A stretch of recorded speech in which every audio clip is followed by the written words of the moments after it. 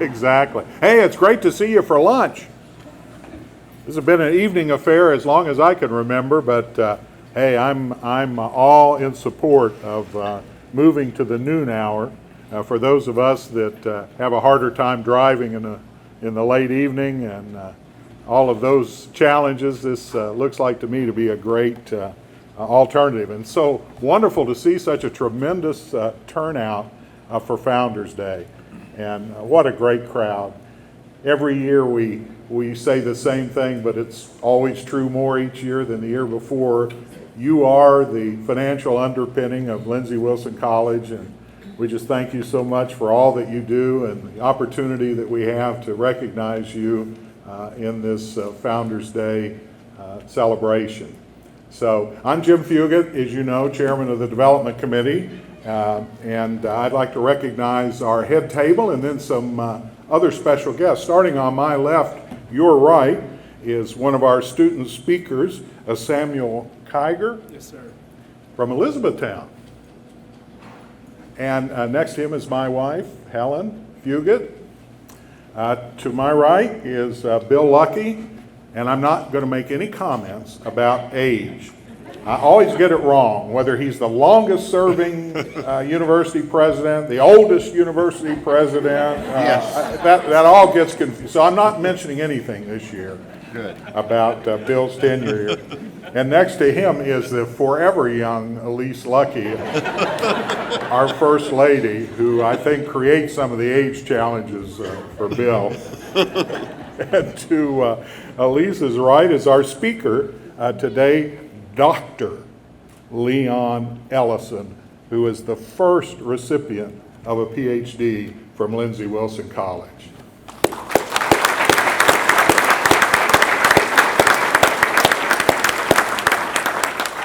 And next to Dr. Ellison is Kendra Foster, one of our student speakers. Kendra, we're glad to have you with us. Now, in the audience, first of all, we want to recognize all of our dining staff, the people that put this together, Jeff Willis and Joanne Panko. Are they all out here? Let's give them a big round of applause.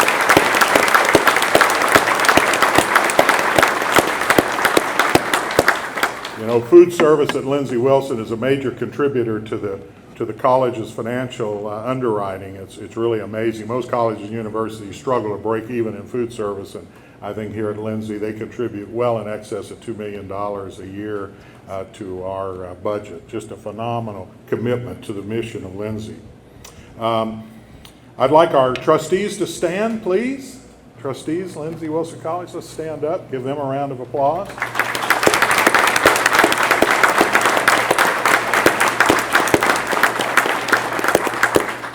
Good turnout. Also, all former and current Begley Scholars. Could you stand and be recognized? Current and former Begley Scholars.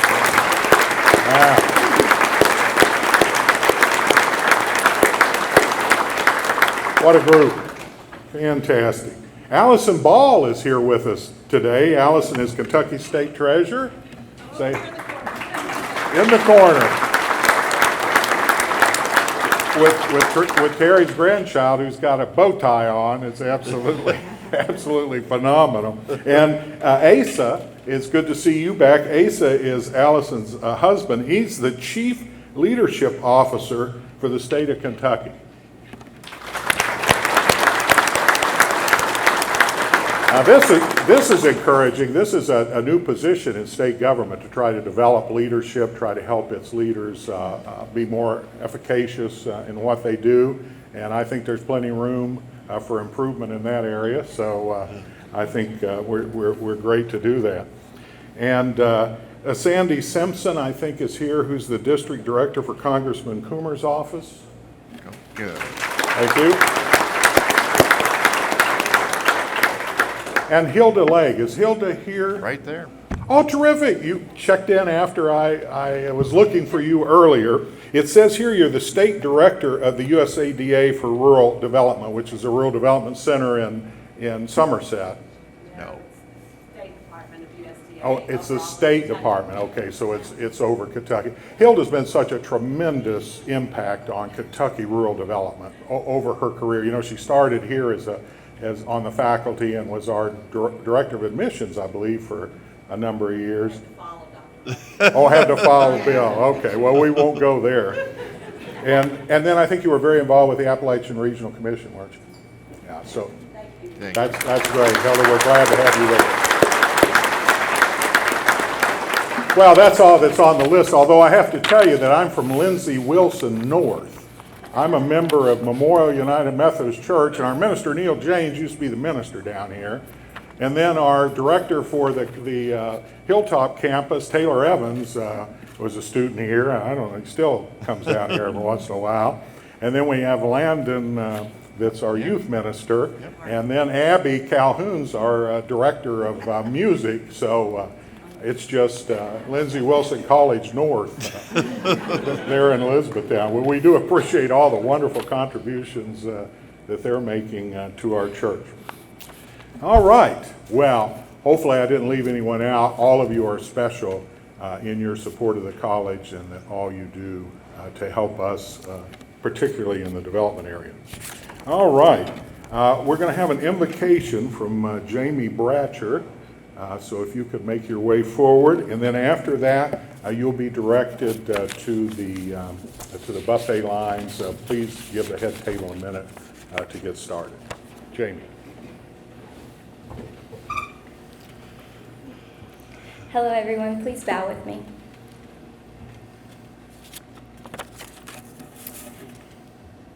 Dear Heavenly Father, we are so blessed that you have allowed us the opportunity to gather here today. We gather today to give thanks for all that you have done at Lindsey Wilson College.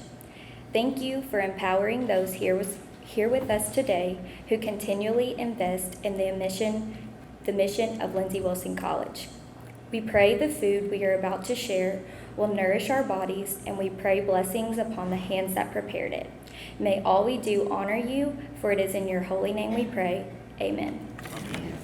Tells me that they have finished a very successful tour this year, which means that over the life of Lindsey Wilson Singers, they have appeared in 40 states and 7 foreign countries. Isn't that amazing? Let's give them a big round of applause.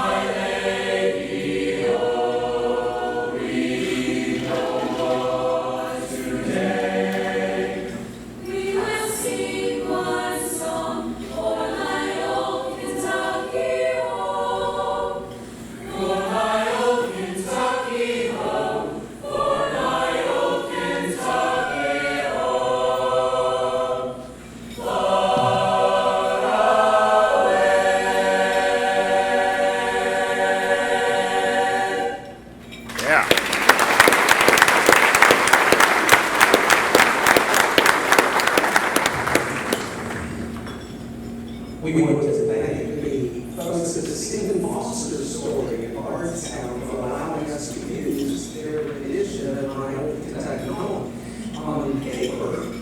It's scored for orchestra. And what we did is we took all the orchestra parts and gave them to voices and created that arrangement. I went to Stockton to see the Stephen Foster story sometime this summer. They totally renovated the stage. It's brand new with a little addition to the program in Bardstown. So we thank them each time for allowing us to use their arrangement. Hey, we had a great tour, and we always thank everyone for helping us in that way. We're grateful for the help we had. As a matter of fact, singers, I don't know if you know, but Bruce Harris is right over there.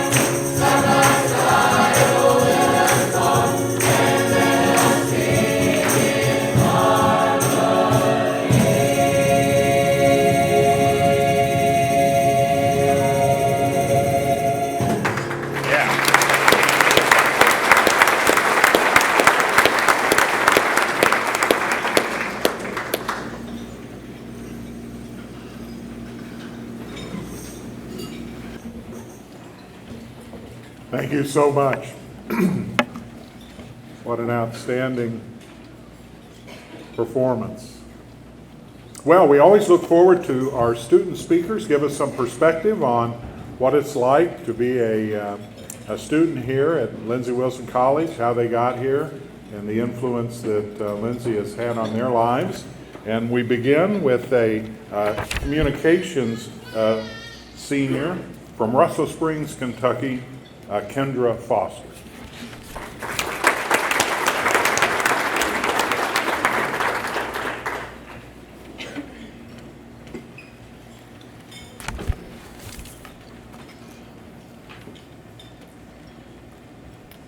Good afternoon, everyone. First, I would like to thank President Luckey for allowing me the opportunity of speaking to all of you today. I'm very appreciative of this honor and hope that I can accurately describe exactly how much this institution has impacted my current life and my future.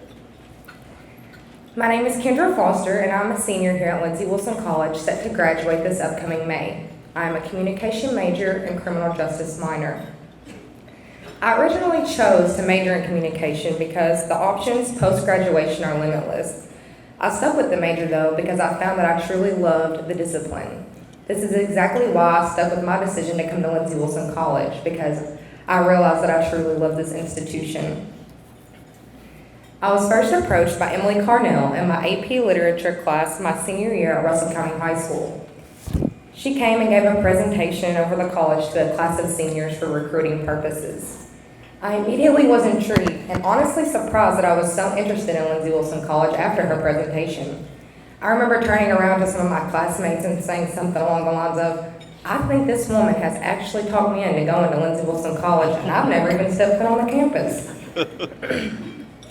I went ahead and applied and was accepted to LWC. The process of applying for colleges and filling out the FAFSA and everything that comes along with it was a small struggle for me though. Although I'm not a first-generation college student, my mother had a degree in nursing, it felt as though that I was. My mother unfortunately passed away in October of 2014 during my senior year of high school, and my father had passed away the year previously in 2013. As a teenager who had lost both of her parents in the span of a year, college was something that was pushed to the back of my mind. My priorities were finding a place to live, finding a job because I no longer had anyone to financially support me, and taking care of my 4 younger siblings. Thankfully though, a couple from my church that had been very close friends with my mother over the years decided that they would take me in as one of their own, and man, did they do that and so much more. As a 17-year-old kid getting adopted, you want to be in a home that loves you, supports you, and treats you just like their own. You want to feel as comfortable with the family in the new household as you did previously in the old household with your biological parents. I feel that this is the same way high school seniors feel whenever they are looking for a college, because after all, this is their home away from home. Students want to go somewhere where they feel comfortable. They want to feel accepted and supported and loved, and this is exactly how I felt and still feel today toward Lindsey Wilson College. Emily Carnell was the first to show me that LWC really is family. She had completely gone out of her way to reach out to me over my mother's passing, to ask me how I was doing, to send congratulations or proud of you messages and postcards, to help me with the FAFSA, and to answer any of my questions or concerns that I had about college. Before touring Lindsey Wilson College, I had actually decided to go to a different university. Even after I told Emily, her feelings or actions toward me never changed. She was still always willing to be there for me and to help me with anything that I needed that was college related. Because of this, I decided maybe I should check out Lindsey Wilson College and see if everyone at the school is like her. And to my surprise, they were. I love my tours so much that I came back for an additional 2 tours so I could meet more people like Emily. And during that, I knew that I had to go to a school that made me, my future, and my education a priority. A school that made me feel special and important. I later began classes here at Lindsey Wilson College, and through all the professors I have met, they have all treated me like a priority, just like Emily have done from the beginning of my journey. From Dr. Carolyn Steffens, who helped me find a real love for learning, to Dr. Kurt Lee, who always wants me to talk more during my presentations in class and is always pushing me to think outside the box, to Dr. Benson Sexton, who helped me find a passion for communication and who always pushes and encourages me because he believes in my potential. Through the education that I have received and the relationships that I have built with the people here at Lindsey Wilson College, my opportunities during and after school have expanded to so much more than I had ever dreamed of. I have had more job offers and job opportunities than I originally had imagined that I would. I actually already have a job lined up that I will begin May 13th, just 2 short days after graduation, which I wouldn't have been able to do without my education from Lindsey Wilson College. Because of my LWC journey, my life has been impacted for the absolute better, and something like this wouldn't have been able to happen to someone like me if it wouldn't have been for your generous contributions. Believe me when I say, because of all of you sitting in the crowd, my life has been changed for the better. I have been given all of these opportunities and have met so many wonderful people along the way that I strive to be like, because I want to make an impact on someone or something the same way that Lindsey Wilson College has made an impact on me. I speak from every student that attends Lindsey Wilson College when I say, because of you, we can make our dreams become a reality. Thank you so much for all that you do for this campus that is our home away from home, and thank you for allowing me to share my journey with all of you today.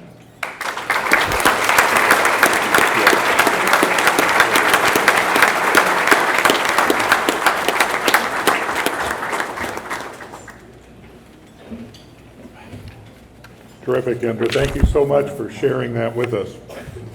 Our next speaker is from Elizabethtown, Kentucky, now Kentucky's 10th largest city. And he is a senior in Human Services and Counseling and Christian Ministry. So join me in welcoming Samuel Karger.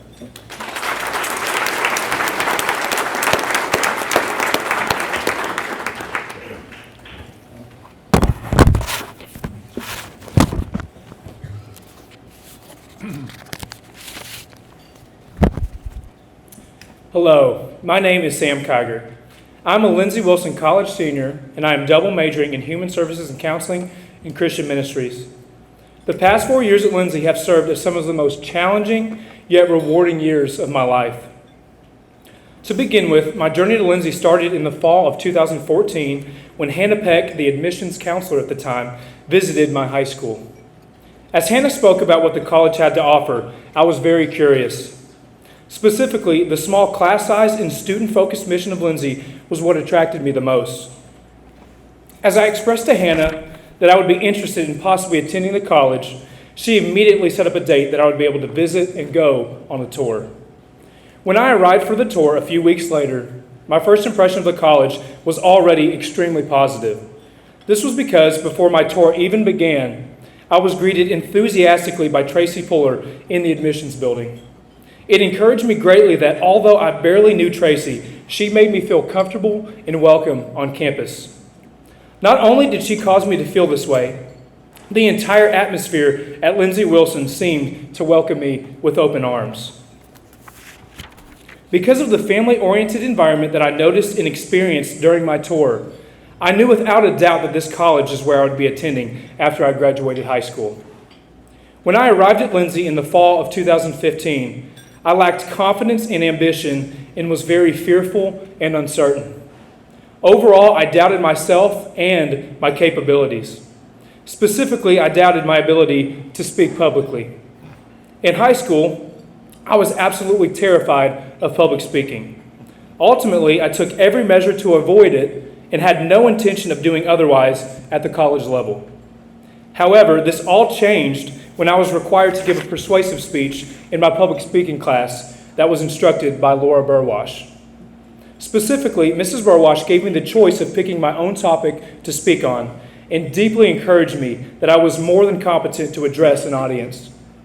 For the first time, because Mrs. Burwash genuinely believed that I was capable of giving a good speech, I believed the same and ended up overcoming my fear and realizing that one of my deepest passions is persuading others through my speech.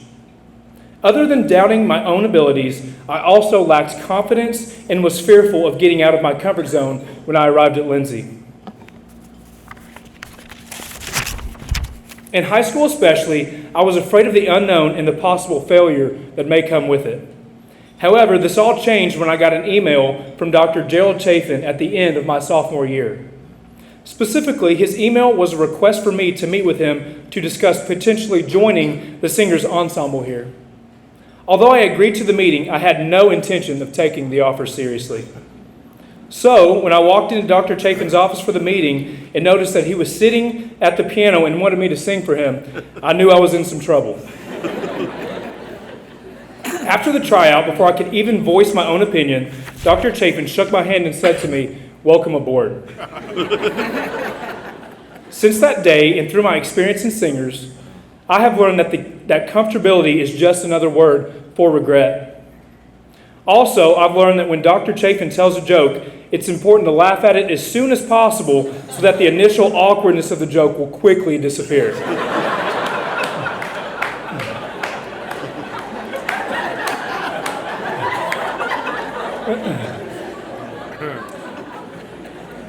Overall, though, had I not gone out of my comfort zone and been given the opportunity to sing, I never would have been able to realize that, like public speaking, I also enjoy singing.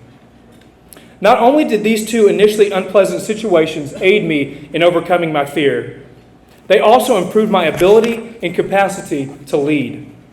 Eventually, the leadership skills that I learned from these experiences led me to directing the first ever student-faculty basketball game here at Lindsey. Personally, I'll never forget witnessing staff such as Chris Schmidt, Dean Adams, Mackenzie Martin, Laura Burwash, Hannah Peck, and others compete against a team of students. Specifically, though, I'll never forget the fact that Kurt Lee was caught using an umbrella as a cane and required crutches for the following 2 weeks after participating in the game. Apparently, he hadn't touched a basketball in over 20 years. Not only did this game serve as an entertaining event for students on campus, it also existed as a food drive to feed poverty-stricken individuals during the Thanksgiving holiday. We greatly encourage students, for example, to bring non-perishable canned food items. Overall, the event turned out to be a great success, as it set an SGA school record for attendance with over 400 students. Further, the food drive was also a success, as students brought in well over 100 canned food items. Although I directed this event and am very proud of how it turned out, I never would have been willing to oversee or lead such an activity had it not been for faculty such as Mrs. Burwash and Dr. Chafin investing in me and sharpening my leadership abilities. Not only did these two individuals invest in me, multiple other faculty have also had a tremendous impact on my growth as an individual. Dr. Jeff Crane taught me how to truly think critically. Dr. Carolyn Steffens taught me how to write and argue with an open mind. Dr. Benson Sexton taught me what it takes to be a leader. And Dr. Kurt Lee taught me that it isn't wise to pick up a basketball if you haven't played in over 20 years. Other than these faculty, individuals such as Chris Schmidt, Tracy and Willis Puller, Mike Staten, Hannah Peck, Carol Weddle, Mark Coleman, Dean Adams, and many others have taught me how to treat other people in a fashion with which they will feel like family. To all these people, I owe a huge thank you. Overall, I am not the same person today that I was when I arrived at Lindsey in the fall of 2015. Today, I am confident in myself as an individual. Today, I am no longer uncertain. Today, I am motivated to make the most of every opportunity that I am given in life. And lastly, today, I know that the pain and fear of failure does not compare to the joy of overcoming that fear. As I look back at my life prior to attending Lindsey, I am reminded of how greatly fear was holding me back from experiencing my own passions and joy. If you had told me 4 years ago that I would be publicly addressing a crowd of this size, I would have called you insane. But due to the growth I have experienced at Lindsey Wilson, I am able to do exactly what I thought I was incapable of doing. In 3 short weeks, I will graduate from Lindsey Wilson College and have 3 career opportunities to consider already. I am so excited about the future because I am well prepared. I also leave here with feelings of sadness as I leave behind what has been my second home for the past 4 years. I especially feel gratitude for the experience, the travel, the lifelong friends, and for everyone who took time to invest in me. I would be remiss if I also did not thank those of you in the room who also support students like me and help us become the best versions of ourselves. I believe I will continue to grow once I leave here, and I intend to thrive, but I will forever be grateful that Lindsey Wilson is where I found my confidence and my passions. And I can assure you, I will always be a Blue Raider. Thank you for allowing me to share with you today.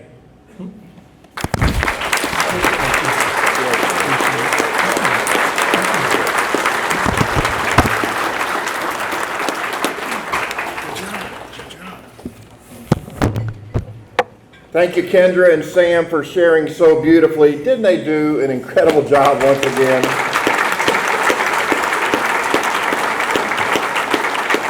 And while we're in the mindset of expressing gratitude, I want you to know just how much we appreciate each and every one of you for believing in this mission that we have here at Lindsey Wilson College. You know, it was just 4 short months ago that Lindsey Wilson College graduated its first doctoral student. Let that statement sink in. Embrace that thought for just a moment. It was a moment that I had not anticipated what I might be feeling, or even the significance in the life and the history of Lindsey Wilson College.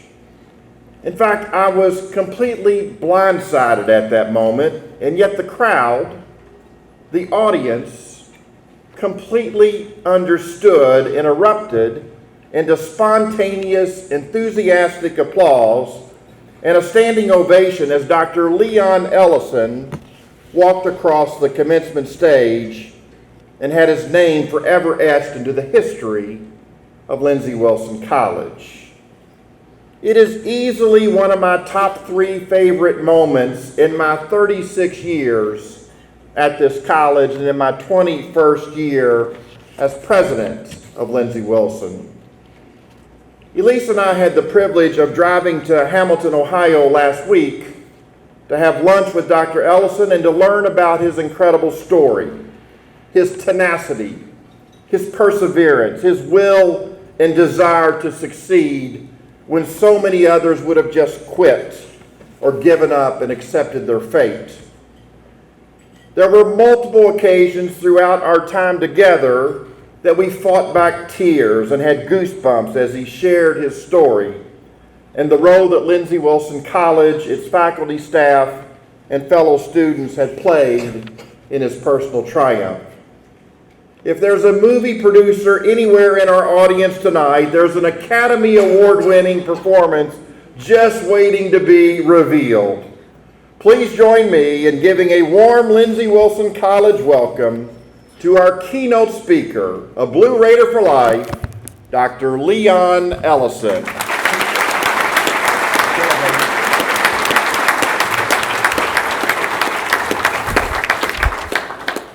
Wow.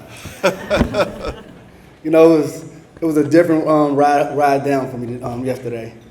I drove down yesterday, and it's about a 3-hour drive, and usually for the last 4 years, I've been driving down with a lot of anxiety. Either I had a test, a paper due, Dr. Parsons. This time I was riding down to be in front of you. A lot of individuals in this room that probably never seen me a day in their life, but have invested in me. It takes me back to a story I heard from a speaker. The speaker talked about a time where he was out with one of his mentees, and he was walking them through the city. And he was having the young man point out different individuals in the city. And he had the young man point out a businessman. He was coming out of a nice Mercedes-Benz, had a nice suit on, and he said, "Tell me the story about that guy there." And the young man said, "Well, he must be pretty successful. He must have a college education. He must work really hard because it looks like he has nice things." And then he pointed out another man. This man was getting out of a minivan and had 3 or 4 kids or whatnot, and his wife or whatnot. He said, "That man's a family man, and it looks like he works really hard for his family." So then he pointed out a homeless individual that was asleep under a bridge. He said, "Tell me about that man." He said, "That guy must have lost his way or had a lot of bad luck." At that time, he began to teach that young man something. He said, "There's probably an individual right there that has lost sight on his investors. People that invested in him, people that believed in him, people that provided support for him throughout his life," right? Because a lot of times we forget it's bigger than us. It's about the people that invested in us. I'm in here in front of a room full of people that have invested in me. And I really appreciate that, because if it weren't for you, I wouldn't be standing where I'm standing. I grew up in the inner city of Cincinnati. From the time I was born to the time I was 14, 15 years old, I was beat every day of my life. I watched my sisters molested on a daily basis. All at the same time, my stepfather was the abuser. My stepfather was also the pastor of my church. Through all that, I developed a lot of anger, a lot of frustration. And I became a completely different person than the person you see here. Usually when I come up and speak, I'm speaking in front of a lot of people. I'm doing motivational speaking in front of kids or different groups where I'm trying to motivate them. This is my first time speaking in front of a group of people that motivated me. I really appreciate that. I could run down a list, a bio of accomplishments that most people where I'm from would never, ever have achieved. Published author, clinical counselor, college professor, consultant. I've done all these great things, but those are not the things that define who I am. It's the things that are done in the dark that people don't see that define who you are. People didn't see, and I hate to say this in front of Dr. Lucky here, I graduated from high school with a .97 GPA. I did 6 years in high school.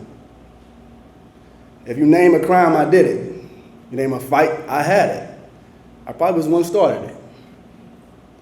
I had a completely different life before I went to the military. See, out of high school, I had to go to the military to calm myself down a little bit, to gain some structure before I was able to get on any college campus. But as I practice today counseling, I teach counseling, and I work with clients, I work with school districts on how to best approach kids that experience trauma, I've learned a couple things. Trust is one of the biggest factors when it talks about connectivity, right? If you don't trust anybody, you won't have a connection. If you don't have a connection, you don't feel very capable of doing anything, right? You don't feel like you count, you don't feel very capable or have any courage. I had to develop those things over a period of time. And even though I did 8 years in the military, I learned a lot, got yelled at a lot too. I still didn't develop any trust. When I got out of the military, I went to Cincinnati State Community College. And this was my first time on any college campus. I was going for education. And I'm working my way through, but I'm still not developing any relationships. I'm still not developing how I'm supposed to do socially. And I earned my associate's degree, but I still didn't have that level of professionalism. I still didn't have that level of strive. I still didn't have that level that was going to get me to the top. I was walking down the hall one day at Cincinnati State, and I saw a sign that said Blue Raider. Blue Raider? What's a Blue Raider? So I walked past it. I didn't say anything about it. I proceeded to go to classes again. I'm trying to do some extra work to see what I'm going to do the next stage of my life. I walked past it again. Blue Raider. What is a Blue Raider? I got to call somebody and figure out what a Blue Raider is. Right? So I got in contact with the site coordinator, and they talked to me about that counseling program. Now, at this time, I was a high school basketball coach, a pretty successful high school basketball coach at the time. And I wanted to be a teacher, because all I wanted to do is coach basketball and teach. I was going to do the teacher thing. And I was the in-school suspension teacher at the time. In-school suspension teacher in an inner city Cincinnati public school, right? I learned really fast I didn't want to be a teacher in the high school. So, but I knew that based on my past experience with trauma, based on my past experiences in the streets, that I probably would have a higher level of empathy than most, especially for kids, because of what I had been through. So I started to look into counseling. So I started to look into Lindsey a little bit, right? And I ended up joining their bachelor's program at Cincinnati State, the satellite campus. And during that time period, our classes were really small, but I never seen professors actually so engaged with their students. There was a professor, Dr. Staples, bless his heart. He was so engaging, he would jump on tables and throw stuff at us and kind of keep us in tune or whatnot and call us out and put us on the spot. I'm kind of like, wow, that's a Blue Raider.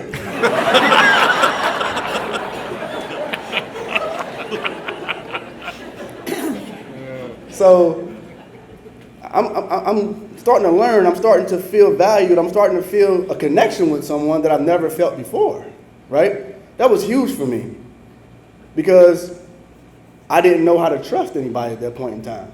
I was still reluctant to build relationships, right? But as I got into the program, Dr. Calorie, Dr. Staples, Dr. Hightower, those were all really individuals that invested a lot into me, right? I finished the bachelor's program, and I'm kind of like, well, got my bachelor's degree. I can probably do just okay with that. I don't know if I want to do 2 more years. I think Sally Mae, I owe her enough.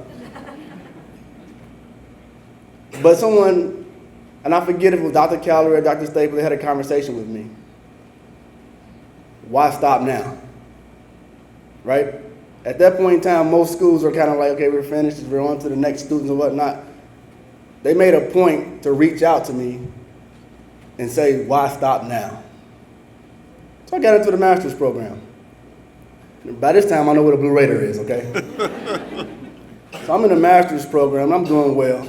I made it through the program without a flaw or whatnot. And I always had a goal that I would finish and get my PhD. I didn't know what my PhD was going to be in, but I was going to get a PhD because no one thought I can do it. I'm very resilient. If someone tells me I can't do it, I'm going to do it. Right? I like a challenge. So I got on the phone, I called Dr. Calloway, and what about this doc program you guys are starting up? And immediately she told me about the program and whatnot, and I had a phone interview. And I can tell you, I was never so intimidated in my life. Dr. Parsons, who's sitting in this room right now, I won't look at him right now, was probably one of the most intimidating persons I ever met on first impression, right? Because he's so intelligent. So I didn't know if I was able to be in that program. I didn't think I was worthy of being in that program. I interviewed, I was accepted, and on our first day here on campus, first of all, this was my first time ever seeing Lindsey's campus because I didn't come to the graduation ceremony. When I got on campus, before I went into that room, I looked at this campus and I felt a sense of pride. This is where I graduated from. Even though I was at that satellite campus, this was home. And that meant a lot to me. Because to be honest with you, I told Dr. Lucky this when we met. I know he probably was upset with me a little bit. I thought I was going to drive down and look at the parking lot with one building, right? And not see much more. I was very surprised and had a feeling of pride that, wow, this is Lindsey Wilson. This is the home of the Blue Raider. A lot of pride strode through me until I got in that classroom. I got in that classroom and I got a whole bunch of credentialed, accomplished professionals, students and staff, and I was intimidated. I probably quit 10 times that day. You know what, I'm gonna get in my car and just drive back home. I'm not gonna make it through here. Because everyone was so intelligent. I didn't think I can do it. I didn't think that I would have the support to do it because I didn't have a relationship with the professors here on campus. I learned real fast that the Blue Raiders environment that was in Cincinnati was bigger here on campus. Because that doc program was a really tough program. And like I said, a lot of my drives down here was very stressful, but it was good stress. It was a different stress from what I've experienced growing up. And throughout that program, I developed into a different person. I had my struggles. I had my areas of growth that I still had to do. But I don't think he knows it because me and Dr. Parsons really spoke other than in class and whatnot. He played a huge role in my development because he's always there keeping me straight and being transparent with me. And transparency is huge, right? That did a lot for me as a person. And I was not going to be denied in that program, to say the least. And that's something that I've taken in life, a tool that Lindsey has provided for me that I'll never forget. And all you guys sitting in this room right now played a huge role, not just for me, but for my family. I'll talk to you guys about that in a second. The work that you guys have done for us, trustees, professors, Dr. Lucky here, is a ministry. And a lot of times people think of a ministry as the preacher in front of the congregation preaching and talking to them. That's not the only type of ministry. Sometimes people don't need you to speak a sermon, they need you to live one. And I had a whole bunch of individuals here that lived it for me, that modeled it for me. The social learning theory was definitely embedded into this college because I was able to learn how I was supposed to be as a professional, thanks to guys like Dr. Parsons. I'm gonna tell you guys a story. Now, 'cause I grew up really poor. Where I'm from, Nike Air Jordans was a sign of prestige. If you had Jordans, you made it, right? I was never privileged to have things like that. And I was going through a lot of abuse at home, a lot of violence at home. When I was 13, 14 years old, there was a program in Cincinnati called CCY. They allowed junior high school students to get a job throughout the summer, right? So I got my first job. I was proud of myself, right? I said I was going to work all summer and buy myself my school clothes and a pair of Jordans, right? I was looking forward to that because I was always known growing up as Little Dirty Leon. I didn't have the things that everybody had, right? So I worked my first two or 3 weeks and I got my first check, $169. I'll never forget. I skipped all the way home with that check in my hand. And I can remember walking into the living room and my mother was washing dishes, but she was crying. I didn't know what she was crying about, so I kind of, Mom, what's wrong? Nothing, Lee. They called me Lee at that time. I'm okay. I'm like, well, Mom, I got my check. Can you take me to the bank to cash my check? I'm gonna go buy me I'm gonna go shopping. And she told me, Leah's stepfather said that we have to take your checks for the whole summer to pay bills with. They took every check I had that summer. I wasn't allowed to go buy any clothes, any Jordans or anything like that. But when I went back to work the next Monday, I'll never forget the receptionist at the school I was working at. They were the nicest people in the world. You know how some nice people that just stick out to you, you always remember that person, remember them? They were the nicest people in the world. And the guy I was working with, he had came to work, brand new Air Jordans on, brand new outfit on. And I was jealous. I was jealous. He had something that I wanted, and the praise that he got at that time, I was envious of. I don't know if it was the Jordans that I was envious of, or if it was just the praise that he got from the receptionist. But at that time, like I said, I had a lot of anger, a lot of violence inside of me, a lot of rage inside of me. I've done a lot of things I'm not proud of. But I had a plan. At the end of the summer, the last day of work, I was going to follow that young man home. I was going to beat him up and take his Jordans. That was my plan. I'm not proud of it, but that was my plan. On the last day, he started to walk home, and I followed him. And we were talking and whatnot. And I think he knew what my plan was, because as we were walking, he started to cry. And I saw him cry, and something inside of me changed. I didn't take his Jordans. I didn't fight him. I turned around and walked home. But after that moment, I told myself, I'm never going to buy a pair of Jordans until I make it, until I reach my goal, right?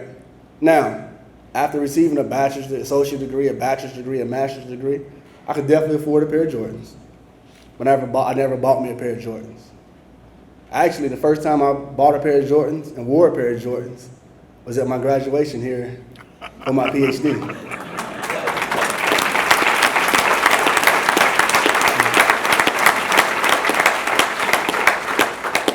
And that's largely thankful to you guys.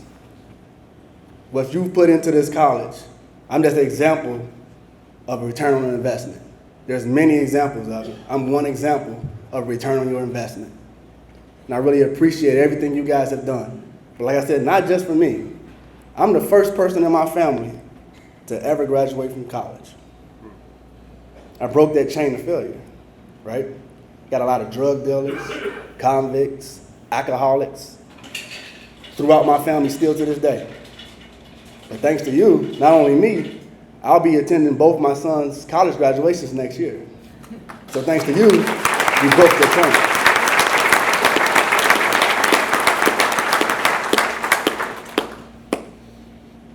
I leave you with this. I've learned a lot of things through Lindsey. One of the biggest things I've learned is you can't wish for it harder than you work for it. I say that again. You can't wish for it harder than you work for it. And that's what the Blue Raiders represent to me. Thank you guys. Have a great day.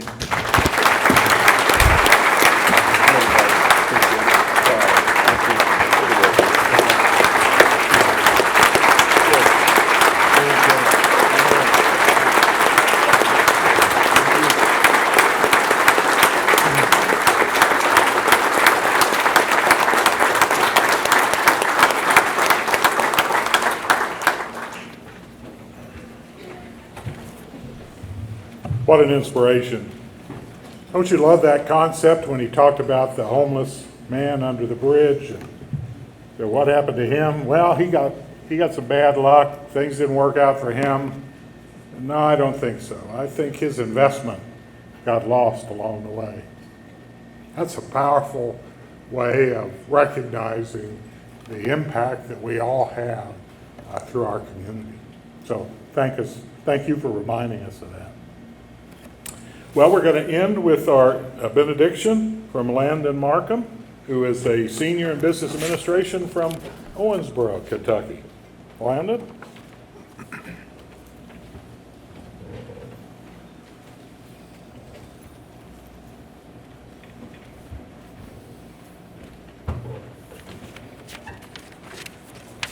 Please receive this benediction. May the beauty of God be reflected in your eyes, the love of God be reflected in your hands, the wisdom of God be reflected in your words, and the knowledge of God flow from your heart, that all might see, and by seeing, believe. Amen. Amen. Thank you.